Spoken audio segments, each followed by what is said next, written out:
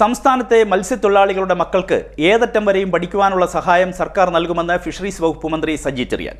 മത്സ്യത്തൊഴിലാളികളുടെ മക്കളിൽ 2023-24 വർഷത്തിൽ SSLC +2 പരീക്ഷകളിൽ ഉന്നത വിജയം കൈവരിച്ചവർക്ക് മത്സ്യഫെഡിന്റെ മികവ് വിദ്യാഭ്യാസ അവാർഡ് വിതരണം ചെയ്യുന്നതിന്റെ സംസ്ഥാനതല ഉദ്ഘാടനം ആലപ്പുഴയിൽ നിർവഹിക്കുകയായിരുന്നു മന്ത്രി.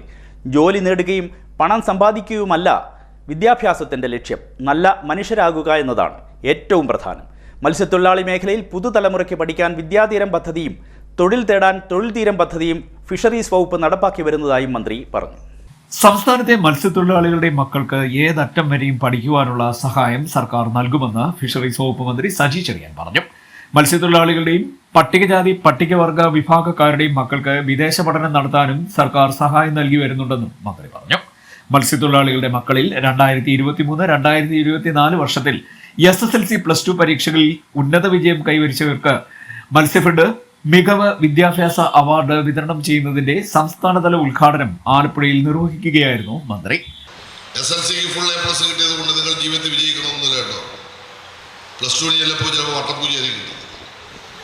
നിരന്തരം പരിശ്രമമുള്ളവർക്ക് മാത്രമേ ജീവിതത്തിൽ വിജയിക്കൂ. മനസ്സിൽ അഹങ്കാരം ഉണ്ടാകരുത്. മത്സ്യത്തൊഴിലാളി വിഭാഗത്തിൽപ്പെട്ട കുഞ്ഞുങ്ങൾ ഉജ്ജ്വലമായ വിജയം നേടുമ്പോൾ എനിക്ക് അവരോട് പറയാനുള്ളത്, നിങ്ങൾ നിങ്ങളുടെ സഹോദരങ്ങളെ ഇതേപോലെ ഉയർത്തിക്കൊണ്ടുവരാൻ നിങ്ങളുടെ ജീവിതം സമർപ്പിക്കണമെന്ന് വിനയപൂർവ്വം ഞാൻ നിങ്ങളോട് ഇവിടെ അഭ്യർത്ഥിക്കാനാണ് ആഗ്രഹിക്കുന്നത്. സംസ്ഥാന ഗവൺമെൻറ് അതാണ് ഉദ്ദേശിക്കുന്നത്. ഇന്ന് കേരളത്തിലെ മത്സ്യത്തൊഴിലാളി കുഞ്ഞുങ്ങൾ എവിടെ വരെ പഠിക്കണമെങ്കിലും ഈ ഗവൺമെൻറ്, പിണറായി വിജയൻ ഗവൺമെൻറ്റിനെ പറ്റി വിമർശനമൊക്കെ പറയാം. അങ്ങനെയാണ് ഇങ്ങനെയാണെന്നൊക്കെ ഒരുപാട് പേര് പറയുന്നുണ്ട്. ഒറ്റ കാര്യം മാത്രമേ ഞാൻ ചോദിക്കാം, ഒറ്റ കാര്യം.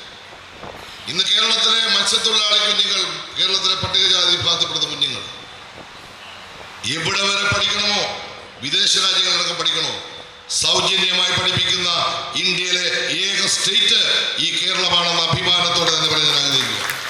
ഇതാണ് ഈ ഗവൺമെന്റ് നേട്ടം. ഞങ്ങൾ വിദ്യാഭ്യാസത്തിന് വലിയ പ്രാധാന്യം കൊടുക്കുന്നത്. ഈ വർഷം നമ്മുടെ സംസ്ഥാനത്ത് വിദേശ രാജ്യങ്ങളിലെ കുട്ടികളെ വിടുകയാണ്.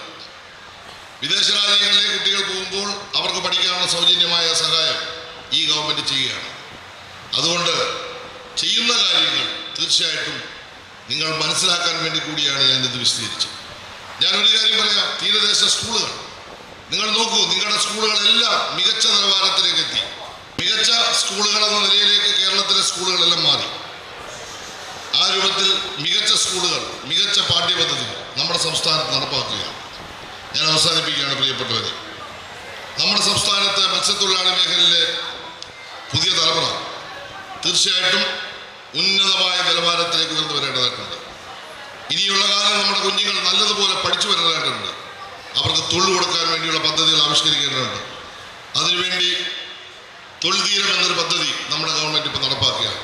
നിങ്ങൾ പഠിച്ചാൽ മാത്രം പോരാ, പഠിച്ചു കഴിഞ്ഞാൽ നല്ല ജോലി കിട്ടാൻ കഴിയുന്ന പുതിയ പദ്ധതികളും ഗവൺമെൻറ് ഇന്ന് ആവിഷ്കരിക്കുന്നുണ്ട്.